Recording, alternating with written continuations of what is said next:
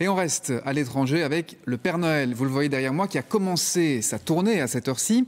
Une grande partie du monde célèbre en effet ce réveillon, chacun à sa manière. Tour d'horizon avec Sébastien Dubetz et Mathieu Van Winkel. Il en a le costume, mais non, Père Noël n'a pas décidé de faire sa tournée à moto cette année. C'est devenu une tradition en Argentine. Des motards se rassemblent pour parader dans les rues. Esprit de Noël oblige, ils rendent aussi visite à des enfants dans les hôpitaux. C'est un sentiment de bonheur de faire quelque chose pour les autres. Si les gens savaient à quel point ils peuvent être heureux de le faire, les gens feraient plus preuve de solidarité.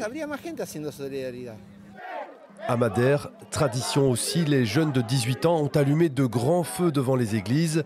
Objectif, garder l'enfant Jésus bien au chaud, sous la surveillance des pompiers. Je n'ai pas de mots pour décrire ce moment. C'est un moment unique. Il n'y a pas d'explication à ce que nous ressentons ensemble. Des dizaines d'Italiens déguisés en Père Noël défilent sur des petites embarcations. Nous sommes à Venise. Chaque année, cet événement rassemble plus de monde. Sur l'eau aussi en Grèce, les assistants du Père Noël ont préféré le paddle, à la rame ou avec un moteur. Il y en a toujours un pour faire le malin. On part en Allemagne, où cette maison a été décorée de 45 000 ampoules. Il y a même du chocolat chaud.